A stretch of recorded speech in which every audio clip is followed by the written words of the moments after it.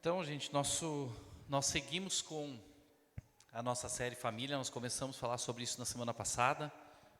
Iniciamos oficialmente na semana passada, né? Na retrasada teve uma introdução ali ao tema. Hoje o nosso assunto dentro dessa série é o casamento segundo a Bíblia. Casamento bíblico, dá para dizer assim, mas casamento segundo a Bíblia. A gente quer falar um pouco sobre esse assunto que é tão importante.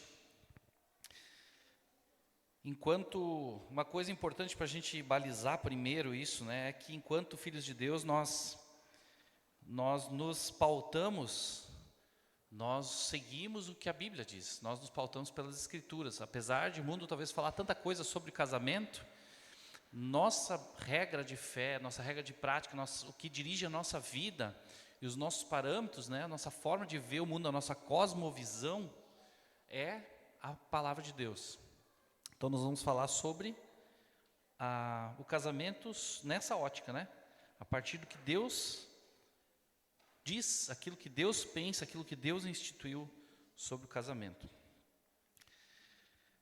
Nós vimos na última semana também um ponto que é importante a gente relembrar, que Deus criou o ser humano à sua imagem e à sua semelhança, né? E isso é importante a gente ter em mente quando a gente vai falar sobre o casamento. Porque Deus, quando Ele não era sozinho, isso é algo interessante para pensar, não sei se já pensou nisso, é algo um pouco filosófico assim, mas é bem teológico. Que Deus, nosso Deus, o Deus verdadeiro, o Deus da Bíblia, Ele não é um Deus como, por exemplo, de outras tantas religiões, né? Que é um Deus monopessoal e que antes de criar qualquer coisa, Ele era solitário. Deus, o nosso Deus, o Deus da Bíblia, Ele nunca foi solitário. Ele existia como uma trindade num relacionamento perfeito de Pai, Filho e Espírito Santo. Então Deus nunca foi sozinho na eternidade. Deus tinha uma comunhão perfeita na trindade. Ele não precisava nos criar. Ele não precisava fazer o que fez. Mas Ele fez isso por amor. E quando Ele nos cria a sua imagem e semelhança, Ele também compartilha conosco esse desejo de não vivermos sós, de vivermos em comunidade, de vivermos num relacionamento. E o primeiro núcleo desse relacionamento comunitário é a família. E a família começa com um casal. Então, quando a gente fala assim, o que é uma família? Ela começa com um casal. Talvez a família que tu olha assim, tem um monte, a família do Martin, da Suzy, né? Tem 5 filhos aí agora, pensa, que baita família. Mas a família não vem só quando os filhos estão aí. A família existe quando é um casal. Mas ela cresce, ela se desenvolve com os filhos, ela expande, né? Esse amor do casal, ele transborda também para os filhos. Então é algo interessante. Tudo começa lá na família, num casal. O plano de Deus começou com um casal, na criação do primeiro casal, Adão e Eva, lá no Éden. Então eu quero ler contigo esse texto, mas antes quero orar ainda para a gente pedir que Deus nos dirija, nos abençoe nesse tempo, abra o nosso entendimento para a palavra dele. Vamos orar? Deus, obrigado por mais uma oportunidade de a gente falar aqui da tua palavra, da gente refletir nas Escrituras. Obrigado porque o Senhor nos deixou esse manual da vida que nos orienta sobre tantas coisas. O mundo tem tantas opiniões, mas só o Senhor tem a revelação da verdade. E é nela, que Deus, que nós queremos refletir hoje. Pedimos que o Senhor abra o nosso entendimento, nosso coração, para entender aquilo que o Senhor tem para nós, para reter aquilo que o Senhor tem para nós e para viver aquilo que o Senhor tem para nós hoje e daqui para frente também, que isso faça parte da nossa vida como servos teus, filhos teus, discípulos do Senhor Jesus. Amém. Abre lá, Gênesis capítulo 2, versículos de 18 até 24. Gênesis 2, de 18 a 24. Capítulo 1, o Gênesis traz toda a criação e vai falar também sobre a criação dos seres humanos. Na NVI vai falar assim, né, versículo 26 do capítulo 1, vai dizer ainda: façamos os seres humanos à nossa imagem, conforme a nossa semelhança, como a gente falou antes. E no capítulo 2, que é isso que a gente vai ler agora, é uma explicação mais detalhada sobre a criação, especialmente ali do homem. Vai detalhar isso. A partir do versículo 18, o texto vai dizer assim: então o Senhor Deus disse: não é bom que o homem esteja só. farei para ele uma alhada que lhe seja semelhante. Está assim aí, né? Versão fecha, tá ok? Uma alhada que lhe seja semelhante. Então o Senhor Deus formou da terra todos os animais do campo e todas as aves do céu, e os trouxe ao homem para ver como os designaria.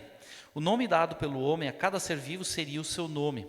Assim o homem deu nomes a todos os animais de rebanho, às aves do céu e a todos os animais do campo. Contudo, não se encontrava para o homem uma alhada semelhante a ele. Então o Senhor Deus fez o homem cair em um sono profundo, e enquanto esse dormia, tirou-lhe uma das costelas, fechando o lugar com carne. Da costela que havia tirado do homem, o Senhor Deus fez uma mulher e a levou até ele. Então o homem disse: esta, por fim, é osso dos meus ossos e carne da minha carne. Ela será chamada mulher, porque do homem foi tirada. Por essa razão, o homem deixará pai e mãe e se unirá à sua mulher, e eles se tornarão uma só carne. Até aí.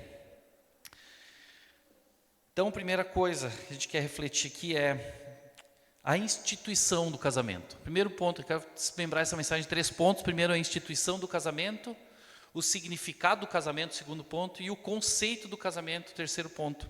Primeiro ponto, nós vamos falar um pouco sobre a instituição do casamento. Nós vemos aqui nesse texto claramente Deus instituindo o casamento.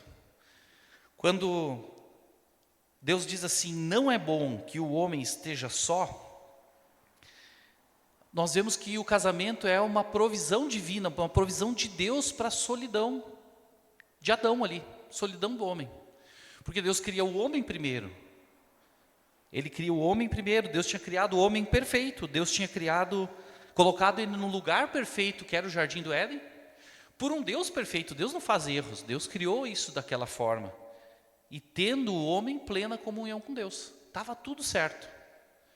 Certamente o homem não se sentia só ainda. Por quê? Pensa, a gente só sente falta daquilo que a gente já teve, né? A gente só perde aquilo que a gente tem. Então ele não tinha sentimento de falta. Por quê? Ele estava num lugar perfeito, em comunhão com Deus perfeito, via tudo perfeito. Não sentia falta de nada, mas Deus viu que não era bom ele estar só. Não foi uma constatação do homem: puxa, eu estou aqui sozinho. Não, foi algo que Deus viu. Não é bom que ele fique só. Mesmo assim, então, Deus viu que não era bom que ele fosse só, e Deus, então, ele cria uma provisão divina para que ele não ficasse só. Ele vai, então, fazer o quê? Ele diz na sequência desse texto, versículo 18 ainda: farei para ele alguém que o auxilie e lhe corresponda. Farei para ele uma aliada, a gente leu, né? Alguém que vai se aliar a ele, vai estar com ele. O casamento, ele não nasce de uma iniciativa humana, mas de uma iniciativa divina. É um presente de Deus, nasce no coração de Deus. Não é uma instituição que o homem criou. Eu acho que é bom isso, né? A gente, homem e mulher, se unir e tal. Não, Deus planejou assim, Deus quis assim. Deus viu a necessidade do casamento. Deus fez isso porque Ele criou o homem, como disse no começo, criando o homem à sua imagem e semelhança, para viver um relacionamento, não para viver isolado. Então Deus fez assim. Mas quando Ele faz assim, Ele também faz algo que é interessante, porque Deus cria o homem e a mulher, Ele cria seres que se complementam, seres que são diferentes. Eles têm características diferentes, formas diferentes, foram criados de maneiras diferentes, inclusive, pelo texto que a gente lê, para desempenhar papéis diferentes, mas em complementaridade. Isso a gente vai falar mais para frente na série, com muito mais detalhes. Mas Deus cria algo que corresponde e complementa o homem, Adão ali. O texto vai dizer na sequência que, no versículo 19 e 20, vai falar que Adão estava ali nomeando os animais, né? Deus deu essa atribuição para ele, isso aqui faz referência ao trabalho. Deus deu um trabalho para ele, antes de qualquer coisa, Deus deu trabalho. Então a gente hoje pode pensar que o trabalho é uma maldição. Puxa, eu tenho que trabalhar amanhã, que é segunda-feira. Não, o trabalho é uma bênção. Deus deu trabalho para o homem como uma atribuição, né, para governar sobre a natureza, sobre os animais, sobre os seres todos. Só que quando ele está fazendo isso, ele vê provavelmente leão, leoa. Ele vê o tigre macho, o tigre fêmea, ele vê o cavalo, ele vê a égua, ele vê o boi, ele vê a vaca, ele olha para ele não vê correspondente. Ele vê que não tem correspondência. Como é que é isso? Deus dá o trabalho para ele antes. E aí ele olha para aquilo e vê, né? Está faltando algo. Mas Deus não deixou no vácuo, né? Deus não deixou no vazio. Deus fez isso para que ele também pudesse, talvez, até valorizar mais o complemento que Deus criou, a aliada que Deus deu.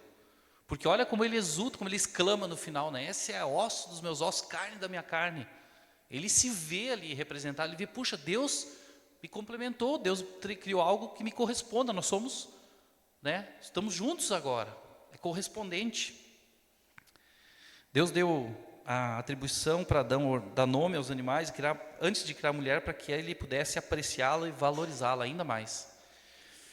E brincando aqui, né, talvez essa fosse o único trabalho que o homem tenha feito, a única coisa que o homem tenha feito sem ter a opinião de uma mulher, né, dar nome aos animais. Né?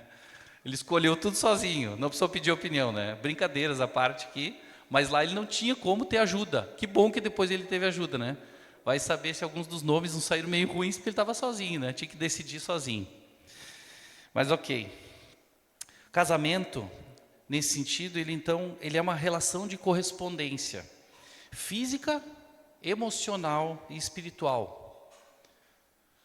Não só física, mas emocional e espiritual. Brincadeira que mas quanto a mulher auxilia, apoia, ajuda o homem, né? Não só nas tarefas, mas como na questão emocional, na questão espiritual do lar. E a gente vai falar muito sobre isso na série ainda, que é só uma pincelada inicial, né?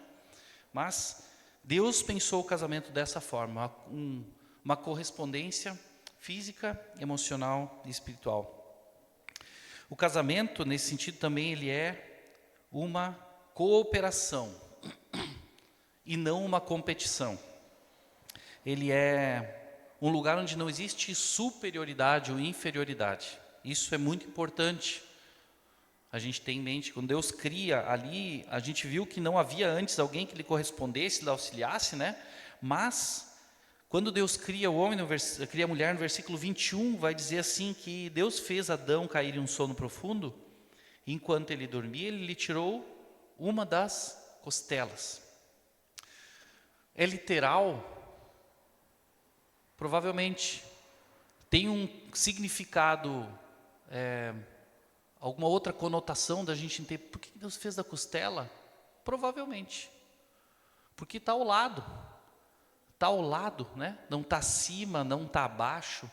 Além disso, se a gente for olhar mais a fundo, protege o quê? Protege o coração, né? Costela é algo que protege o coração, o pulmão, né? Toda essa área aqui, mas é algo que está ao lado do homem. Então, Deus não criou a mulher como inferior ou como superior. Não criou para criar competição ou disputa, mas para promover correspondência e cooperação, como nós falamos antes. Não foi para criar dominação. Homem e mulher foram colocados lado a lado. Da costela que havia tirado o homem, o Senhor fez uma mulher e o trouxe a ele. Da costela. Então, é importante ter isso em mente, né? É uma relação de cooperação onde não existe superioridade ou inferioridade. Ambos são estão em igualdade nessa relação do casamento.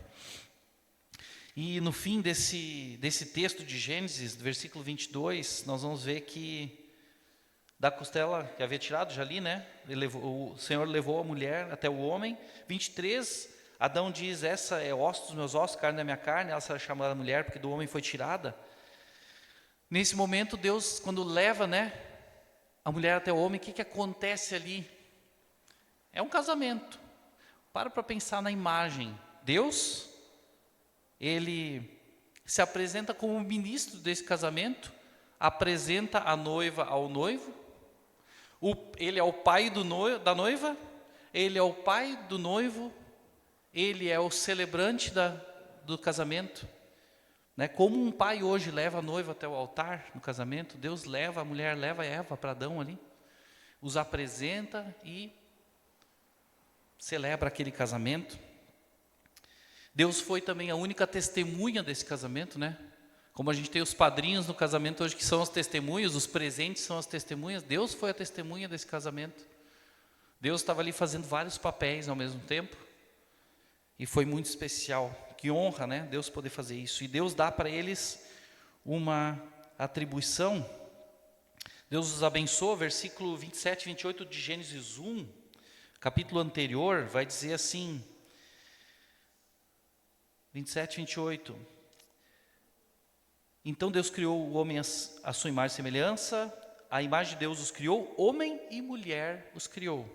E disse, abençoou-os e disse, sejam férteis e multipliquem-se, encham e subjuguem a terra. Dominem sobre os peixes do mar, sobre as aves do céu, sobre todos os animais que rastejam sobre a terra. Veja que ele não fala isso para o homem, domine, encha. Fala para ambos, encham, dominem. É um mandato para os dois, é algo para os dois fazerem juntos. Ele os abençoou, Deus abençoou o casal. Então, Deus aqui, ele celebra o primeiro casamento, ele institui algo, Deus institui o casamento. Quem instituiu o casamento foi Deus. O casamento não é uma invenção humana, é uma invenção divina. Esse mandato de Deus permanece até hoje, né? E chegou até nós estamos aqui por causa dele, por causa dos nossos pais, né? Nós somos filhos deles e foi indo, e nós chegamos até aqui. E Deus valoriza tanto o casamento, que ele usa essa ilustração do casamento, ele tipifica a partir do casamento algo muito maior e mais amplo, que foi cantado aqui já, a relação de Cristo com a igreja. E aí nós entramos no segundo ponto dessa mensagem. Primeiro, a instituição do casamento. A segunda, o significado do casamento na Bíblia.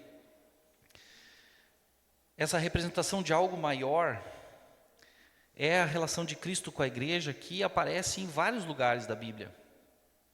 Mas dois lugares onde isso aparece mais, numa visão futura que nós ainda não vemos, e eu só vou citar, nós não vamos entrar nesse texto, lá em Apocalipse, capítulo 21, quando a Nova Jerusalém desce do céu, e ela é descrita como a noiva do Cordeiro. A noiva, a Nova Jerusalém, do Cordeiro que é Jesus. Vem a noiva aí, para o noivo que é Jesus. Paulo também usa essa ilustração do casamento para se referir à relação de Cristo com a igreja duas vezes. A primeira delas, e esse texto até, Luciano, se quiser colocar aí, é 2 Coríntios 11, versículo 2. 2 Coríntios 11, versículo 2. Diz assim: pois a dedicação que eu tenho por vocês, ele está falando para a igreja de Corinto, pois a dedicação que eu tenho por vocês provém de Deus. Eu os prometi a um único marido, Cristo, querendo apresentá-los a Ele como uma virgem pura. Paulo usa essa ilustração de um marido, Cristo, para uma igreja, uma virgem, né? Ele diz para essa noiva, a igreja. Eu quero que vocês sejam apresentados ao noivo dessa forma. Então Paulo diz, é esse o meu empenho, é para isso que eu estou fazendo isso, para isso que eu estou aqui. E um outro texto ainda mais característico é Efésios, capítulo 5. E esse nós queremos ler com um pouco mais de atenção. Esse texto ele vai ser objeto certamente de outras mensagens na série. A gente não vai esgotar ele aqui, nosso objetivo não é falar sobre os papéis do casamento, mas é falar sobre o conceito e o significado do casamento. Efésios capítulo 5, versículo 21 a 33, vai dizer assim, vou começar no 21, porque diz assim, sujeitem-se uns aos outros ao temor de Cristo, no temor de Cristo. E aí começa o 22, dizendo, esposas, cada uma de vocês deve sujeitar seu marido como ao Senhor. Pois o marido é o cabeça da esposa, como também Cristo é o cabeça da igreja, que é o seu corpo, do qual ele é o Salvador. Vejam já a relação, esposa, marido, igreja, Cristo. Esposa, marido, igreja, Cristo.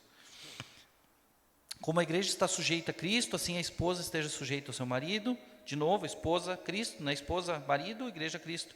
Marido, cada um de vocês deve amar a sua esposa, assim como Cristo amou a igreja e entregou-se por ela, para santificá-la, tendo-a purificado pelo lavar da água, por meio da palavra, e apresentá-la a si mesmo, como igreja gloriosa, sem mancha, nem ruga, nem coisa semelhante, mas santa e sem culpa. Aqui de novo, agora fala maridos, agora é com vocês, vocês têm que ser igual a Cristo.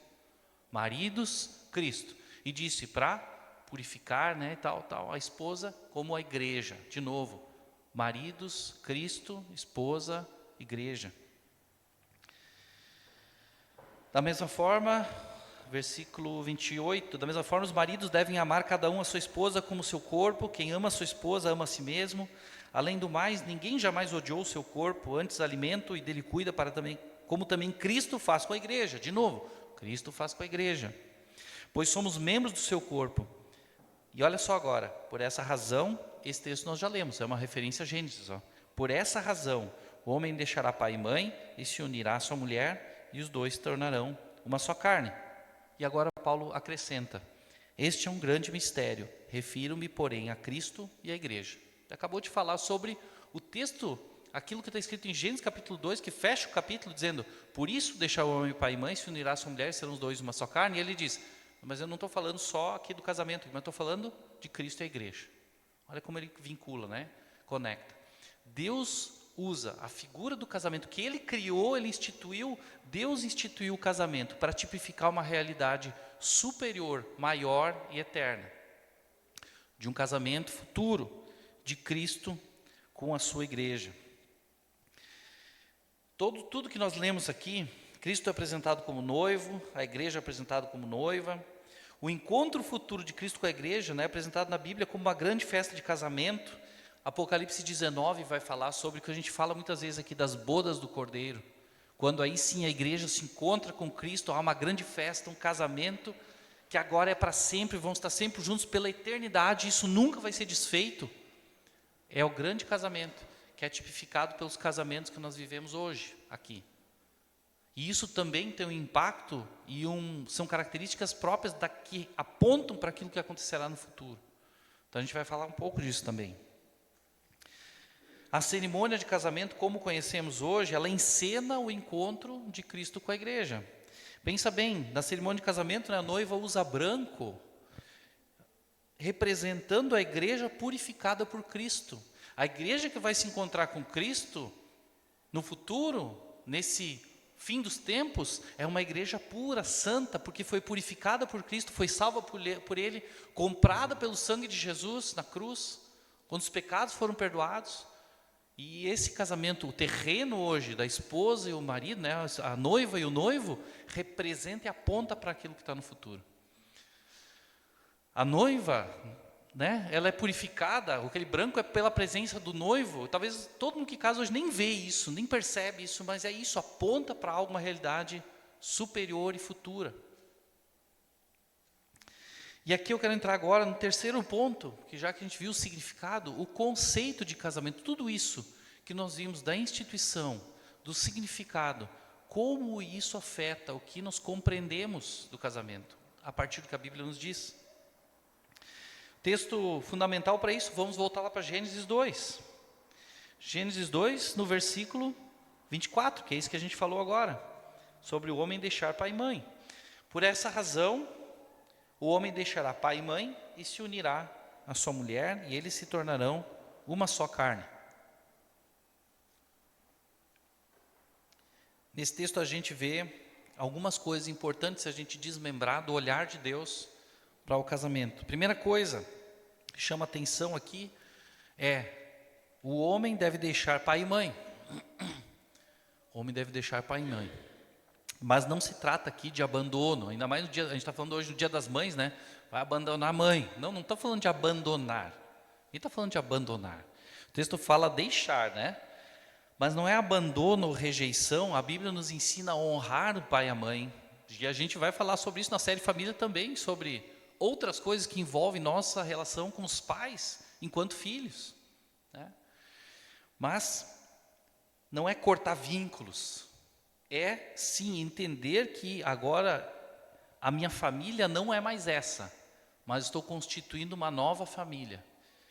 Eu preciso reunir as condições necessárias para assumir a responsabilidade por um novo lar. E vou constituir uma nova família, e essa é a minha prioridade agora. Não mais meus pais, não mais os meus irmãos, mas a minha esposa e depois meus futuros filhos. Pressupõe autonomia e independência diante dos compromissos de uma vida adulta. Requer estabilidade, principalmente emocional e financeira. Isso é uma realidade.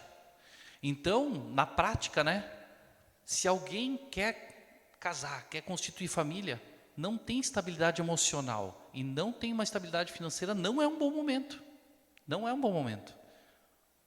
Não é interessante, né? Falando aqui sobre deixar pai e mãe, eu não consigo constituir família, eu não consigo assumir essa responsabilidade de um novo lar, não é recomendável. Mas aqueles que o fazem devem entender que, olha, agora, meu pai e minha mãe continuam sendo, eu devo honrá-los, mas não são mais a minha família. Minha família, meu núcleo familiar é minha esposa e meus filhos. Pode parecer duro, mas é isso que a Bíblia diz, eu preciso agora deixar. Vou honrar, vou cuidar, mas a minha prioridade é a minha família aqui, minha esposa e meus filhos.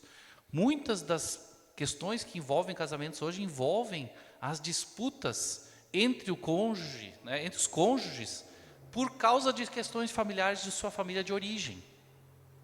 Isso é um grande problema. Segundo ponto, né, além de deixar pai e mãe, é se unir à sua esposa, se unir à sua mulher. E veja que aqui não está falando que a mulher deve se unir ao homem, né?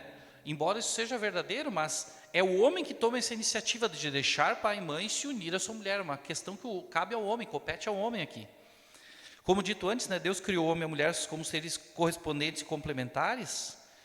O padrão de Deus para o casamento implica o homem deixar sua família de origem para se unir à sua mulher, formando uma nova família.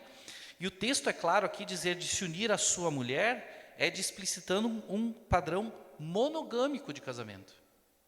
Não é se unir às suas mulheres, ou se unir a uma mulher, mas ter outras mulheres. Não, é monogâmico. É um padrão monogâmico de casamento. É uma relação de exclusividade. Se o casamento terreno, ele aponta para uma realidade maior, superior e eterna, que é a relação de Cristo com a igreja, é impossível se pensar em algo que não seja exclusivo. Cristo e a igreja é uma relação de exclusividade. Nós vivemos como discípulos de Jesus, como filhos de Deus, com uma relação de exclusividade com Deus.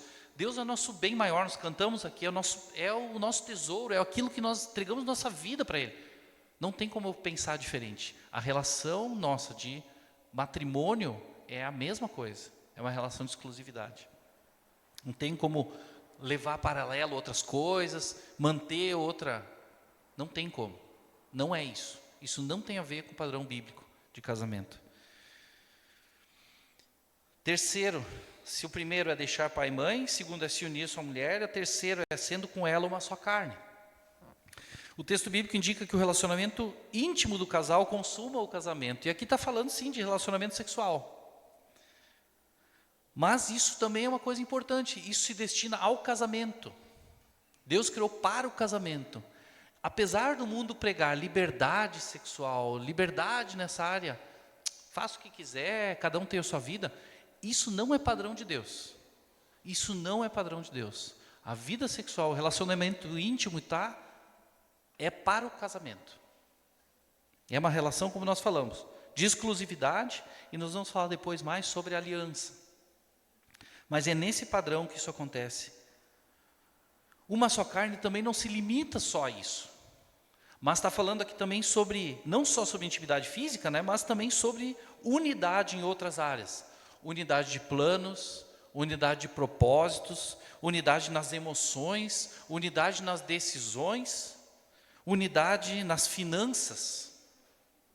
Alguns desses pontos que eu toquei aqui, certamente são hoje problemas grandes em vários casamentos. Envolve unidade em várias áreas. Em suma, acaba o eu. O eu acaba no casamento. E começa o nós. Não falo mais, eu vou fazer tal coisa.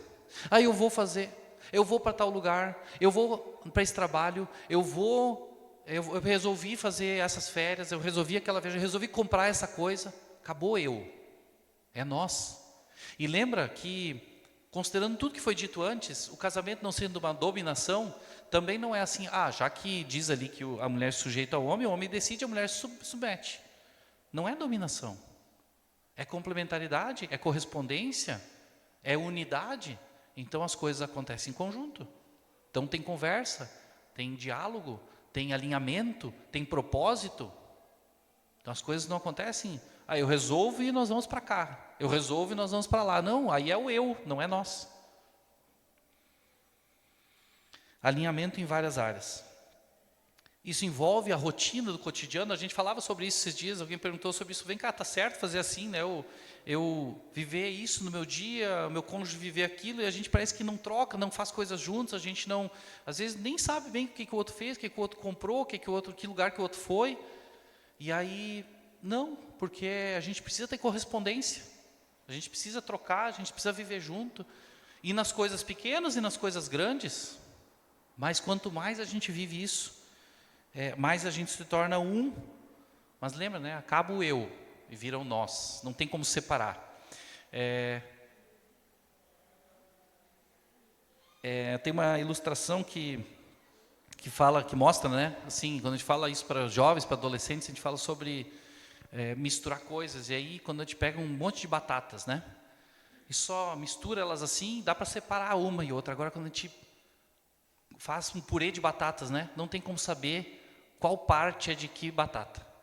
É a mesma coisa, né? É uma união que é inseparável, é indivisível, não tem como agora separar mais. Essa é a profundidade do casamento bíblico. Isso vai implicar várias coisas para frente, que nós vamos falar ao longo da série também, sobre divórcio, por exemplo. Como é que é isso?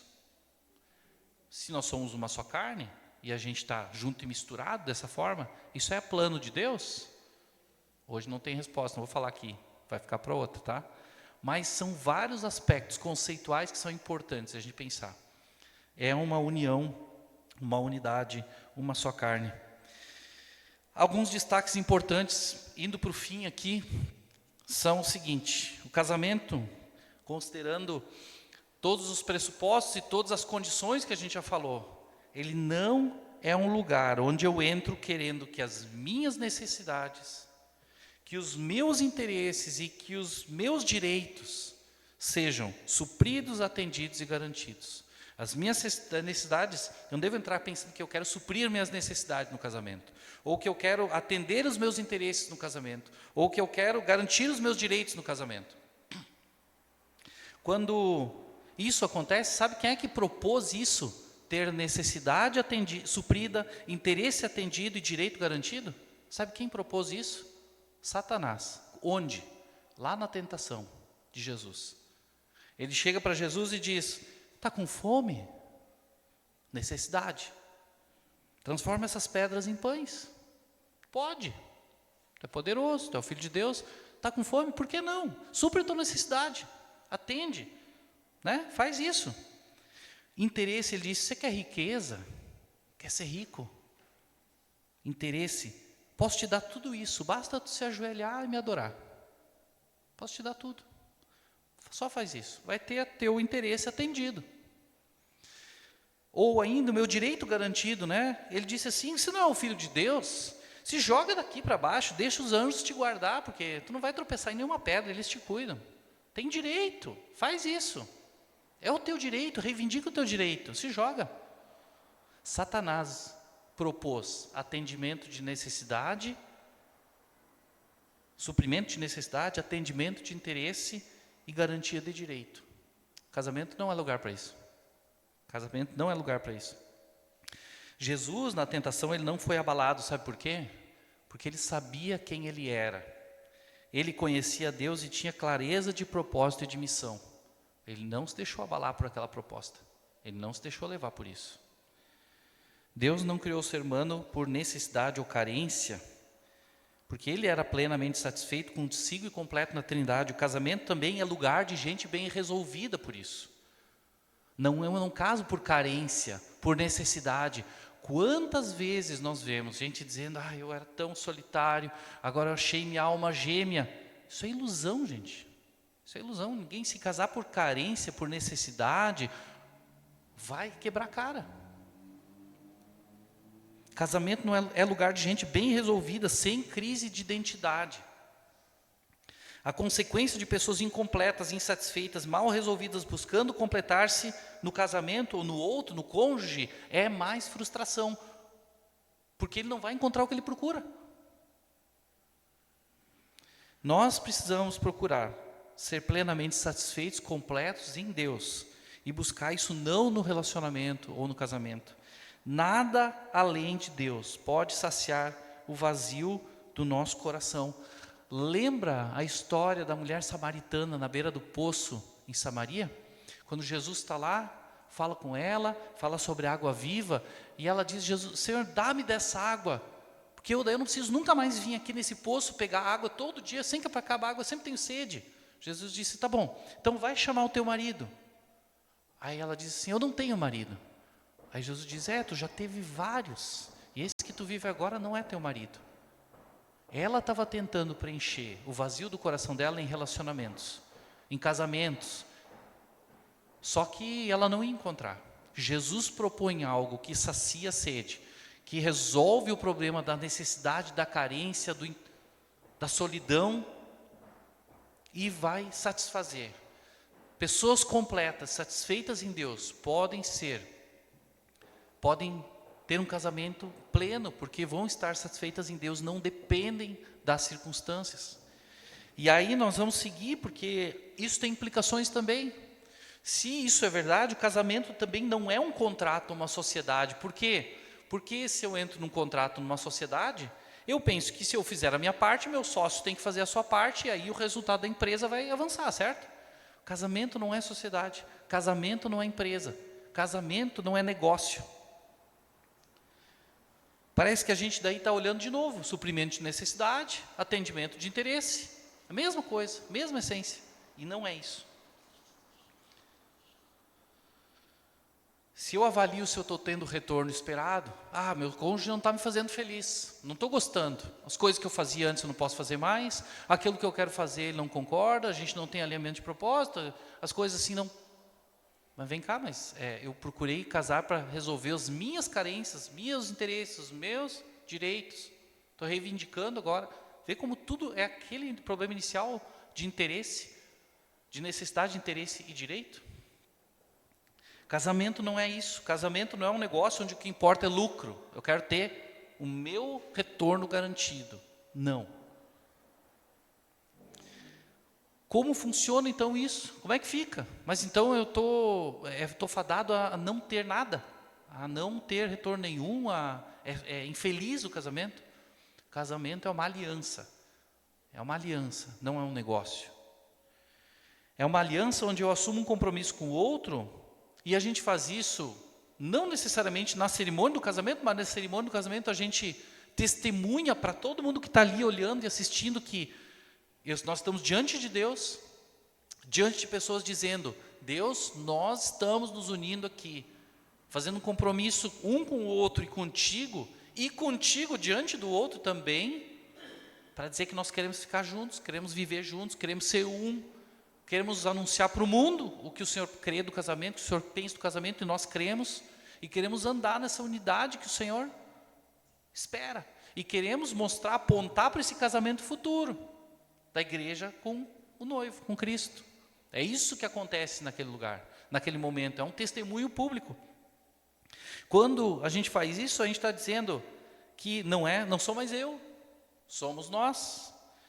O compromisso assumido diante de Deus, que é perfeito e que não muda, o meu compromisso com Deus é que sustenta a minha relação com o meu cônjuge, que não é perfeito, que muda, que falha, que erra. Imagina se a Janine casasse comigo esperando que eu nunca mudasse. Eu perdi cabelo, eu ganhei peso, eu uso óculos, eu mudei, eu estou mais rabugento do que eu era. Tudo isso, e aí ela vai me largar. Tu não é mais o mesmo cara que eu casei há quase 20 anos atrás. E acontece de alguém dizer assim: poxa, eu casei com a minha esposa, ela era magra e não sei o quê, era bonita, e ela teve um problema de saúde, agora ela não pode mais me acompanhar no esporte que a gente fazia, agora eu tenho que cuidar dela porque ela está doente, agora eu vou largar ela, porque um casamento não é mais bom para mim. Como é que fica a aliança? Vê como a aliança sustenta esse casamento, essa relação.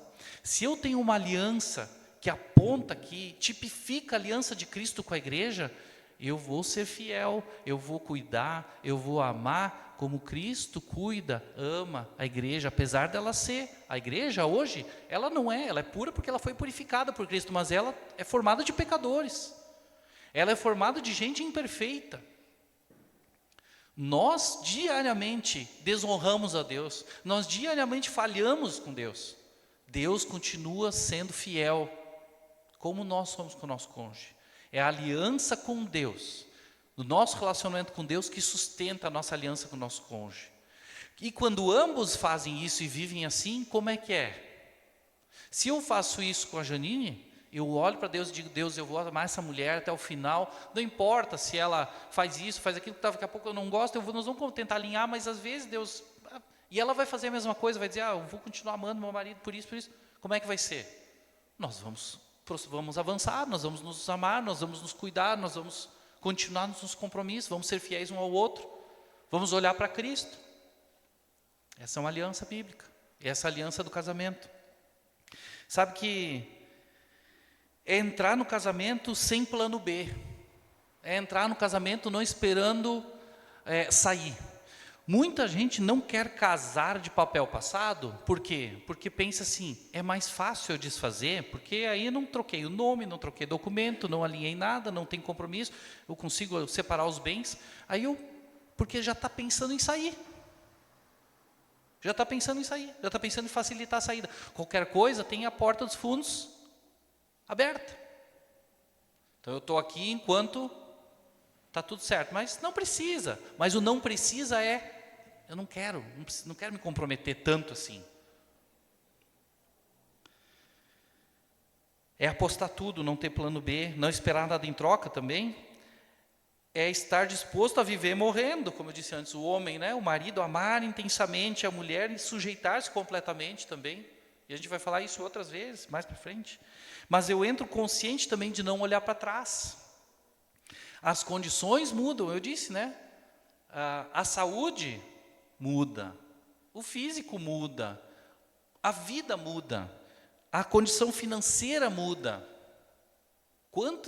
Desde que nós casamos, Janine e eu, vamos fazer esse ano 19 anos de casados.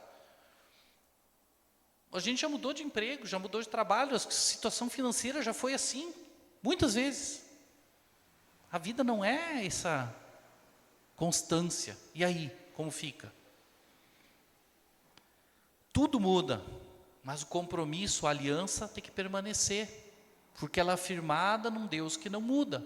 Ela tem a ver com algo que é imutável. A aliança não muda. A gente só consegue viver isso quando a gente entende o padrão de amor que não é emoção, é um amor que é decisão, é um amor que tem muito mais a ver com perseverar, com fidelidade, do que com sentimento. 1 Coríntios 13, esqueci de falar isso, Luciano, mas vamos lá, 1 Coríntios 13, versículo 4 a 8, para a gente fechar aqui. Vai dizer assim, texto conhecidíssimo, Esse se lê quase sempre nos casamentos, porque é um texto bonito, já tem música, não só cristã que fala disso. Versículo 4 ao versículo 8 diz assim, 1 Coríntios 13, 4 a 8, o amor é paciente, o amor é bondoso, não inveja, não se vangloria, não se orgulha, não maltrata, não procura os próprios interesses, não se ira, não guarda rancor. O amor não se alegra com a injustiça, mas se alegra com a verdade. Tudo sofre, tudo crê, tudo suporta. Nós aprendemos o amor, que não é fácil assim, com Deus. Eu disse antes, Nós aprendemos o que é amar com base na forma como Deus nos ama. A Bíblia diz que nós só amamos porque Ele nos amou primeiro. Ele é o nosso parâmetro de amor. Se nós olhamos para o relacionamento de Cristo com a sua igreja hoje, é a forma como nós temos que nos relacionar com o nosso cônjuge hoje. Porque isso aqui tipifica aquilo que vai ser lá, mas já é, no mundo espiritual já chegou, mas ainda não plenamente. Cristo não voltou ainda, mas essa relação ela já está decretada, sacramentada, a Bíblia fala sobre isso. Sabe que o relacionamento do casal passa por momentos difíceis, vocês sabem disso. Adão e Eva foram tentados pela serpente, é o primeiro exemplo. Mais cedo ou mais tarde isso aconteceu, a gente não sabe se foi no primeiro dia, no segundo dia, no terceiro dia, no primeiro ano, no 10º ano. A gente não sabe, mas aconteceu. Então isso acontece. E eles pecaram, eles caíram. O relacionamento deles com Deus foi rompido. Isso abalou também o relacionamento conjugal. E a gente vive muitas das dificuldades do nosso relacionamento hoje por causa daquilo. Mas não podemos jogar pedra neles não. Provavelmente se fôssemos nós, Janine e eu lá, a gente também teria caído. Ou no primeiro ano, ou no 10º, ou no primeiro dia. Isso aconteceria. Nós somos falhos. Nós nos vemos representados neles lá. A presença de Deus em nossa vida e a manutenção da nossa aliança com Ele é que sustenta o nosso casamento e nossa aliança com o nosso cônjuge. Isso aconteceria. Salomão escreveu em Eclesiastes, ele fala de um cordão de 3 fios, não se rompe com facilidade. E aí nos casamentos às vezes tem essa ilustração, a gente fala sobre isso. E esse terceiro fio aí, dessa trama, dessa trança, é Deus. Essa aliança do casamento não envolve 2 pessoas só, envolve 3. Envolve Deus. Esse é um lembrete poderoso da importância da presença de Deus no relacionamento conjugal. Deu para entender? Deus institui o casamento. O significado do casamento é essa relação, essa ligação que nós temos hoje. Essa aliança, ela aponta, ela tipifica aquilo que será no futuro, será consumado lá naquele dia que a igreja vai subir, vai encontrar com o noivo e vai haver as bodas do Cordeiro. Essa relação da igreja com Cristo hoje, da igreja com Cristo no futuro, ela é representada pela nossa relação hoje aqui, nesse mundo. E se a nossa relação não representa isso, não é aquela que está errada, é a nossa. E onde a gente busca forças e orientação para viver isso, é nele. É nele. O conceito do casamento, o que Deus pensa do casamento, é muito diferente do que o mundo pensa do casamento. A forma como o mundo vê casamento. De tantas maneiras que a gente falou aqui hoje, não combina com o que Deus falou de casamento. Talvez, quando a gente entender o conceito, a fundamentação, a instituição, no simbolismo, o significado profundo que o casamento tem, a gente vai poder viver na essência, vai ter muito mais temor sobre isso em relação ao que Deus quer e a nossa vida com Deus. Quero orar por nós aqui, por nós que somos casados, por nós que não somos casados, queremos casar, por nós que talvez fomos casados e talvez, ou viúvos ou que viveram outras situações que hoje olhem, puxa, se eu tivesse esse olhar naquela época, a gente vai poder. Quero orar por nós, porque Deus nos fale conosco hoje, e nos molde o nosso coração para que a gente possa viver essa realidade que agrada a Ele. Vamos orar?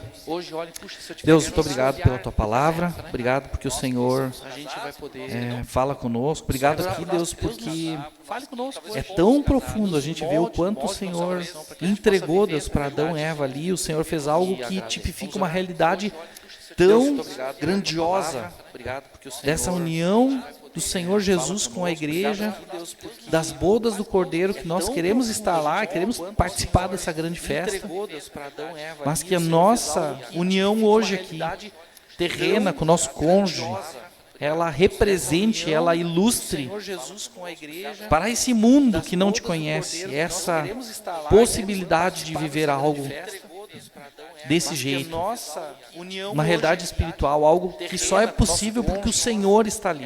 Pela aliança que nós podemos ter com o Senhor, nós podemos viver uma aliança um com o outro aqui nessa terra. Obrigado porque é o Senhor que sustenta, Deus. Nós somos falhos, imperfeitos, incapazes de fazer as coisas andarem assim. Mas com o Teu Espírito Santo agindo em nós, sendo esse terceiro fio, nós podemos viver algo que agrada ao Senhor e que anuncia para essa terra a verdade e a Tua vontade, Deus. Nos ajuda, Deus, nos capacita, nos dá condições de vivermos isso. E nos perdoa quando falhamos. Ensina-nos, Deus, a cada dia a agradar ao Senhor. E abençoa a tua igreja aqui, Deus. Aqueles que já são casados, aqueles que ainda não são casados, aqueles que querem casar, aqueles que talvez viveram no passado um casamento em outro modelo que não talvez representava o que o Senhor quer, Deus. Continua trabalhando nos corações para que a gente se aproxime cada vez mais do teu propósito para as nossas vidas. Em nome de Jesus. Amém.